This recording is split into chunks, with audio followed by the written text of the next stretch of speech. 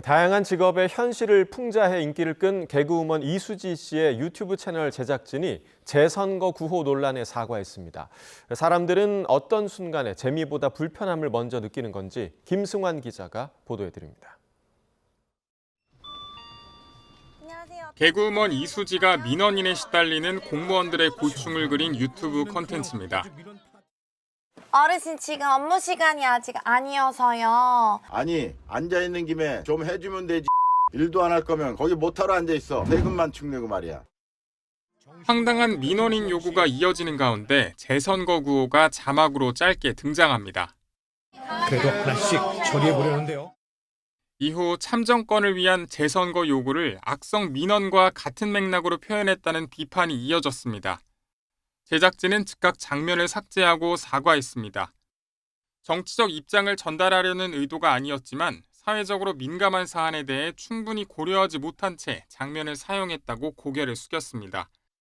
하지만 참정권 문제를 제기한 재선거 구호가 어떻게 정치적 입장이냐는 반문이 이어지는 등 논란은 쉽게 가라앉지 않고 있습니다. 사회적으로 민감한 이슈를 예능으로 풀어냈다가 논란으로 이어진 건 이번만이 아닙니다. 올해 초 순직자의 사진을 보여주고 사인을 맞추라는 OTT 예능 프로그램도 문매를 맞은 바 있습니다. 제작진은 고인을 기리기 위해 실명과 사진을 사용했다는 입장이었지만 고인 모독이라는 비판에 결국 재편집해야 했습니다. 보통 웃음은 규범을 깨는 데서 발생하지만 그 상황을 얼마나 나와 거리가 있는 일로 느끼는지가 중요하다는 연구 결과도 있습니다. 사람들은 내 이야기라고 느끼는 현실엔 쉽게 웃지 못하지만 남의 이야기라고 느끼는 현실은 같은 농담도 더 쉽게 웃을 수 있다는 겁니다.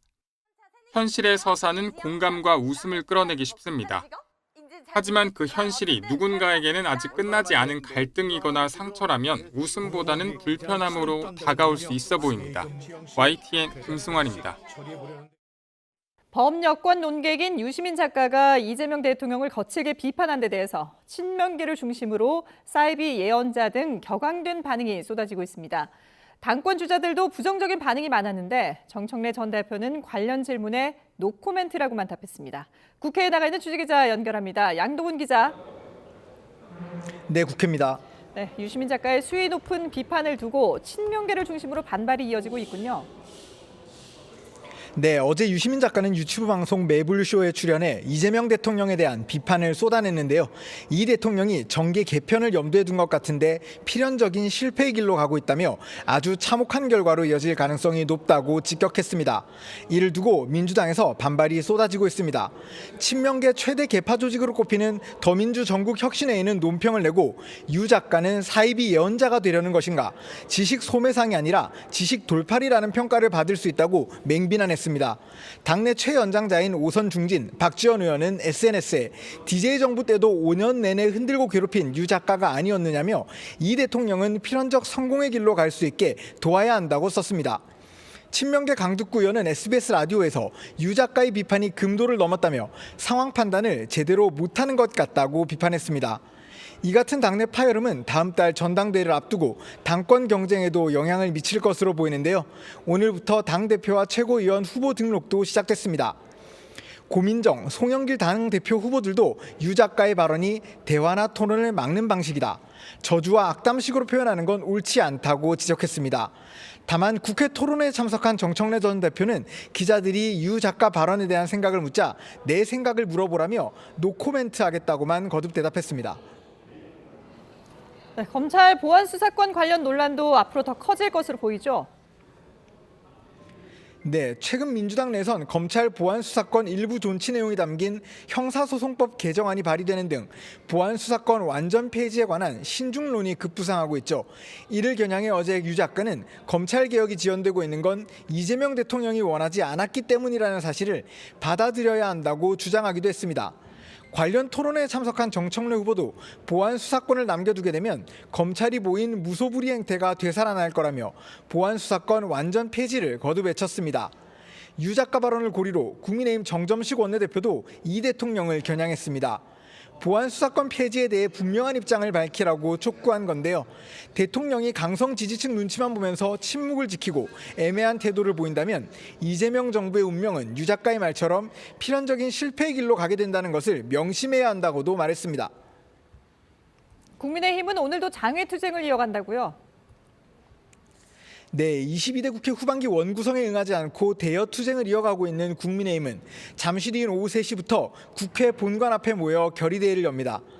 당내 투톱인 장동혁 대표와 정점식 원내대표를 포함해 당 지도부가 총출동할 예정입니다. 이른바 입틀막법이라고 명명한 개정정보통신망법의 폐지를 촉구하고 야당이 추천하는 국민선관위 특검을 받아들이라는 내용이 담긴 시민 서명을 전달하는 퍼포먼스도 진행합니다. 이런 가운데 장동혁 대표는 오늘 최고위에서 동해상에서 숨진 채 발견된 해군 승조원의 실종 당일 이재명 대통령이 골프를 친 게 맞는다면 명백한 탄핵감이라고 주장하기도 했습니다. 지금까지 국회에서 YTN 양동훈입니다. 경찰이 이재명 대통령이 더불어민주당 대표였을 당시에 발생한 흉기 피습 사건을 수사한 결과 테러의 배후 세력은 없었다고 결론을 내렸습니다. 또 당시 국정원 관계자들이 허위로 보고서를 작성해 사건을 축소하려 했다며 검찰에 송치했습니다. 자세한 내용 취재기자 연결해서 들어보겠습니다. 윤혜리 기자, 6개월 만에 최종 수사 결과가 나왔죠? 네, 경찰청 국가수사본부 가덕도 테러 TF는 오늘 출범 6개월 만에 수사 결과를 발표하며 흉기 피습 사건으로 기소된 60대 김모 씨의 배후 세력을 특정할 수 있을 만한 증거는 확인되지 않았다고 밝혔습니다. 경찰은 김 씨가 2018년부터 자신의 정치 성향에 맞는 유튜브 영상을 시청해왔고 이를 편향적으로 확대 해석했다고 밝혔습니다. 이러한 유튜브 정보와 개인의 극단적인 성향, 공범의 조력이 결합해 테러까지 이르렀다고 판단했습니다. 경찰은 또 당시 국정원이 흉기 피습 사건을 테러로 지정하지 않고 축소했다는 의혹에 대해서도 관계자 3명을 추가로 검찰에 송치했습니다. 이 가운데 김상민 전 검사에 대해서는 의도성과 고의성을 가지고 범행 도구를 커터칼로 축소 기재하는 등 보고서에 허위 사실을 적시했다고 봤습니다. 또 다른 국정원 관계자 2명에 대해서는 실제 대테러 합동 조사 결과가 나오지 않았는데도 결과 보고서를 허위로 작성했다고 판단했습니다. 부산 가덕도 흉기 피습 사건은 지난 1월에 테러 사건으로 공식 지정됐죠? 네, 지난 2024년 1월 당시 더불어민주당 대표였던 이재명 대통령은 총선을 앞두고 부산 가덕도를 방문했다가 김 씨가 휘두른 흉기에 목을 찔렸습니다. 올해 1월 이 사건이 국가공인 1호 테러로 지정되자 경찰은 가덕도 테러 TF를 꾸려 공범과 배후 세력 의혹에 대해 재수사를 이어왔습니다. 앞서 경찰은 지난 4월 김 씨의 범행을 도운 직장 동료인 공범을 살인미수 방조와 테러방지법 위반 혐의로 검찰에 송치했습니다. 또 피습 사건 직후 현장 물청소를 지시해 혈흔을 없앤 혐의로 당시 부산 강서경찰서장을 포함해 경찰관 3명도 검찰에 넘겼습니다. 살인미수 혐의로 기소된 김 씨는 징역 15년을 선고받아 복역 중입니다. 지금까지 사회부에서 YTN 윤혜리입니다. 미국이 이란에 대한 공습을 이어가는 가운데 트럼프 대통령은 지상군 투입 등 군사작전 확대를 검토했다고 미 언론이 보도했습니다. 이란의 주변국 미군 기지를 겨냥한 반격도 계속되면서 휴전 이후 처음으로 이라크의 미 영사관이 드론 공격을 받았습니다. 국제부 연결해서 자세한 내용 알아보겠습니다. 김잔디 기자, 트럼프 대통령의 최근 국가안보 긴급회의 내용이 공개됐다고요? 네, 미군이 닷새째 이란 남부 해안 군사시설에 대해 집중적으로 공습을 이어가고 있는데요. 이 트럼프 대통령이 이란에 대한 군사작전을 확대하는 방안을 놓고 국가안보팀 긴급회의를 열었다고 미 인터넷 매체 악시오스가 보도했습니다. 악시오스는 3명의 소식통을 인용해 현지 시간 14일 트럼프 대통령이 벤스 부통령과 루비오 국무장관, 헤그체스 국방장관, 레클리프 CIA 국장 등과 함께 긴급회의를 열었다고 전했습니다. 이 회의에서 이란에 대한 군사작전을 한 단계 확대할지 어떤 추가 수단이 있을지 검토했습니다. 먼저 이란 남부 해안의 군사시설에 집중된 공습을 호르무즈 해협 주변뿐 아니라 이란 내 전략시설로 확대하는 방안을 논의했습니다. 이는 트럼프 대통령이 폭스뉴스와의 인터뷰에서 합의가 안 되면 이란의 발전소와 교량 등 핵심 인프라까지 파괴하겠다고 경고한 것과 일맥상통합니다. 이란 원유 수출의 핵심 거점인 하르그 섬을 점령하는 방안과 함께 이 과정에서 지상군 투입 가능성도 검토했습니다. 다만 트럼프 대통령은 지상군 투입 가능성을 배제하지는 않으면서도 상당히 신중하게 접근했다고 전했습니다. 지상군 투입은 정치적 부담이 매우 크기 때문입니다. 또 깊은 지하에 있는 것으로 알려진 포르도와 나탄즈 핵시설을 타격에 대한 논의도 이루어졌습니다. 악시오스는 다만 트럼프 대통령이 실제로 전쟁을 확대하길 원한다기보다는 군사적 압박 수위는 높이되 이란을 협상 테이블로 끌어내려는 의도도 유지하고 있다고 평가했습니다. 네, 그런데 이라크에 있는 미 영사관이 드론 공격을 받았다고요? 미군의 공습에 대한 반격으로 이란이 주변국 미군 기지에 대한 공격을 확대하고 있는데요. 미국 군사시설뿐 아니라 주요 공관까지 공격 목표를 확대하는 것으로 보입니다. 이라크 북부 에르빌에 위치한 미국 영사관에 드론 여러 대가 날아들었다고 AFP 통신이 보도했습니다.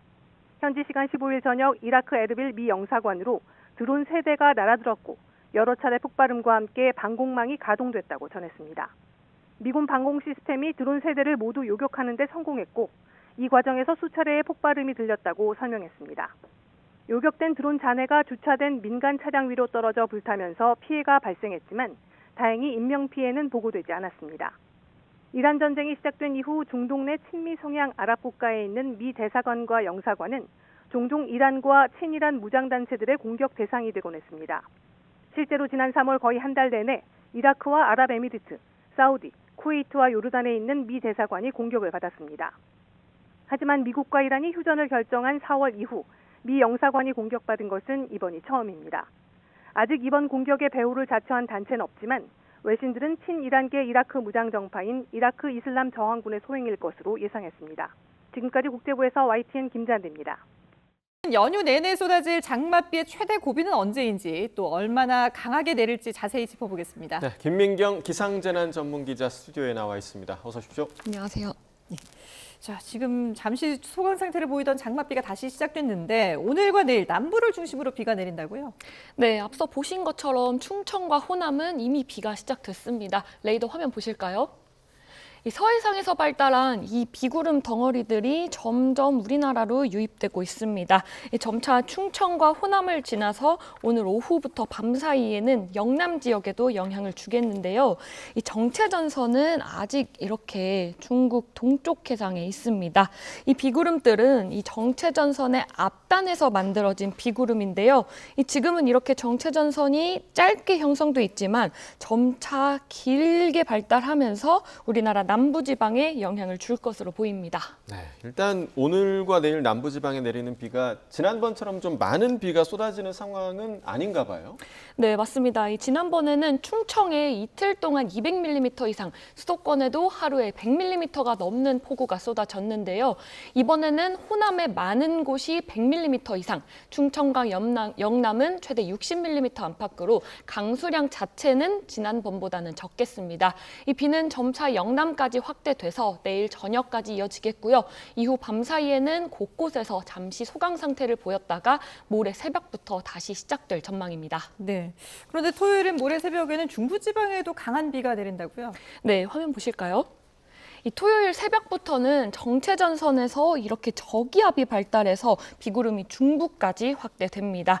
특히 이 저기압이 우리나라를 지나는 토요일 새벽부터 오전 사이가 이번 비의 최대 고비가 될 가능성이 큰데요. 이 시간대에는 이 수도권을 포함한 중부지방과 경북 곳곳에 시간당 최대 50mm에 달하는 강한 비가 쏟아질 수 있습니다. 그 옆에 보시면 현재 수치 모델마다 예측하는 강한 비의 집중 구역과 강수량에는 차이가 조금씩 있는데요.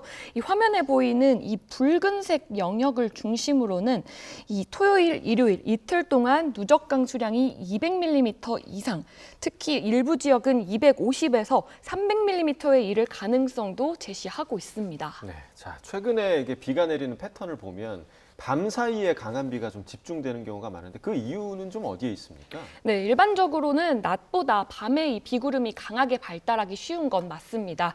이 밤에는 땅이 식으면서 공기의 흐름이 한결 안정되고요. 이 남쪽에서 수증기를 실어 나르는 바람도 더 강하게 불 수 있기 때문인데요. 이렇게 되면 이 비구름이 수증기를 더 많이 공급받으면서 강하게 자랄 수 있는 환경이 만들어지는 겁니다. 그렇다고 밤마다 강한 비가 내리는 건 아닙니다. 이 공교롭게도 최근에는 북쪽에서 찬 공기가 내려오는 시점이 계속 밤 시간대였고요. 이번에도 이 저기압이 발달해서 지나는 시점이 토요일 새벽부터 오전 사이 우리나라를 지날 걸로 예상되기 때문에 이 강한 비도 이 시간대에 집중될 가능성이 큰 겁니다. 예. 밤에 강한 비가 내리는 특징도 있지만 이번 비를 보면은 같은 지역인데 어떤 데는 비가 엄청나게 쏟아지고 또 어떤 데는 약한 비가 내리는 경우들도 있더라고요. 네, 아마 이번에도 그럴 가능성이 큽니다. 이 우리가 일기예보에서 자주 보는 저기압이 이 축구공만한 규모라고 한다면 장마철에 만들어지는 조금 전에도 보셨다시피 이런 작은 저기압들은 축구공 정도의 크기의 중규모 저기압입니다. 이 축구공을 운동장 어디에 던질지 정확하게 맞추기 어려운 것처럼 이 규모가 작을수록 강한 비가 쏟아지는 위치를 예측하기도 훨씬 어렵습니다. 이 강한 비가 쏟아지는 이유 가운데 또 하나는 해수면 온도인데요. 이 수온이 높아질수록 바다에서 증발되는 수증기도 많아져서 비구름의 재료가 더 풍부해집니다. 이 왼쪽이 지난주, 오른쪽이 이번 주입니다. 이 빨간색으로 표시한 25도 선이 지난주보다 조금 더 북쪽으로 올라온 걸 볼 수 있는데요. 그만큼 우리나라 주변 바다가 더 따뜻해졌고 비구름에 공급되는 수증기도 더 늘어난 겁니다. 여기에 정체전선과 저기압까지 더해지면요, 이 더 강한 비구름이 더 쉽게 발달할 수 있는 환경이 만들어지는 겁니다. 네. 자, 이번 그 장맛비에 충청과 수도권 곳곳에 이제 피해가 꽤 있었는데 비가 내리는 시간은 그렇게 길지 않았거든요. 짧은 시간에 내렸는데 상당히 좀 피해가 좀 있었던 것 같아요. 맞습니다. 이 피해는 비가 얼마나 오래 이어졌냐보다 얼마나 한꺼번에 많이 쏟아졌느냐가 더 중요한데요. 이 같은 100mm의 비라도 하루 내내 내리는 것과 한두 시간에 몰아서 내리는 건 피해가 완전히 다릅니다. 제가 도심 침수 실험량을 취재한 적이 있는데요. 이 우수관이 일부 막힌 상태에서 시간당 100mm가 넘는 강도로 물을 흘려 보냈더니 이 맨홀 뚜껑이 30초도 안 돼서 들썩이기 시작했습니다. 이 비가 한꺼번에 쏟아지면요, 이 배수 시설도 그만큼 빨리 한계에 이르는데요. 그래서 요즘처럼 이렇게 짧은 시간에 강한 비가 내리면 침수 피해도 순식간에 커질 수 있는 겁니다. 예. 자, 그럼 이번 비 언제까지 이어질까요? 네, 우선 비는 일요일까지 이어질 전망입니다. 이 기상청은 우선 토요일 새벽부터 오전 사이를 가장 위험한 시간대로 보고 있고요. 다만 그 이후에도 상황을 지켜봐야 합니다. 일부 수치 예측 모델에서는 토요일 밤부터 일요일 새벽에 다시 중부지방을 중심으로 비구름이 강하게 발달하는 걸로 모의를 하고 있습니다. 기상청이 아직 일요일까지의 강수량을 발표하지 않았고요. 내일 수시 브리핑을 예고한 것도 이런 변동성을 고려한 것 때문인데요. 아직 예측에는 변동성이 있지만 이 토요일 밤 사이에도 안심하기보다는 강한 비에 계속 대비하시는 게 좋겠습니다. 자, 이번 비는 일단 이번 주 일요일까지인데 그러면 장마는 언제까지 이어집니까? 네, 우선 평년 기준으로 장마는 제주도가 7월 20일, 그리고 남부가 24일, 중부는 26일쯤에 끝납니다. 다만 장마 종료 시기는 해마다 다른데요. 지난해에도 제주와 남부는 6월 말에서 7월 초에 장마가 끝났지만 중부는 이 정체전선이 오르내리면서 7월 말까지 이어졌습니다. 이 장마가 끝났다는 건 정체전선이 우리나라를 완전히 벗어나고 북태평양 고기압이 한반도를 완전히 덮기 시작했다는 뜻인데요. 기상청은 오늘 브리핑에서 아직 그런 신호는 나타나지 않고 있다고 밝혔습니다. 그래서 이번 비가 지나더라도 장마가 끝났다고 단정하긴 좀 이르고요. 조금 더 지켜봐야 할 걸로 보입니다. 예, 알겠습니다. 지금까지 김민경 기상재난 전문기자와 함께했습니다. 잘 들었습니다.